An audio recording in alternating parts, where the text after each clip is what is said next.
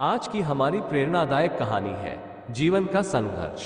एक बार एक आदमी को अपने उद्यान में टहलते हुए किसी टहनी से लटकता हुआ एक तितली का कोकून दिखाई पड़ा।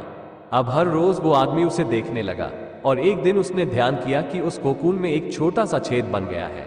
उस दिन वो वहीं बैठ गया और घंटों उसे देखता रहा। उसने देखा कि तितली उस खोल से बाहर निकलने की बहुत कोशिश कर रही है, पर बहुत देर तक प्रयास करने के बाद भी वो उस छेद से नहीं निकल पाए और फिर वो बिल्कुल शांत हो गई, मानो उसने हार मान ली हो। इसलिए उस आदमी ने निश्चय किया कि वो उस तितली की मदद करेगा।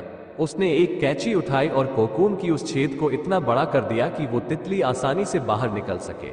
और यही हुआ, तितली बिना किसी और संघर्ष के आसानी से बाहर निकल आई, पर उसका शरीर सूजा हुआ था और पंख सूखे हुए थे। वो आदमी तितली को ये सोचकर देखता रहा कि वो किसी भी वक्त अपने पंख फैलाकर उड़ने लगेगी, पर ऐसा कुछ भी नहीं हुआ। इसके उलट बेचारी तितली कभी उड़ ही नहीं पाई और उसे अपनी बाकी की जिंदगी इधर उधर घिसटते हुए बितानी पड़ी।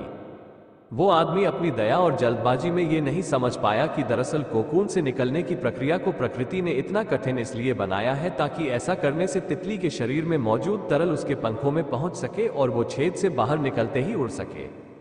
को वास्तव में कभी कभी हमारे जीवन में संघर्ष ही वो चीज होती है जिसकी हमें सचमुच आवश्यकता होती है। यदि हम बिना किसी प्रयत्न के सब कुछ पाने लगे तो हम भी एक अपंग के समान हो जाएंगे।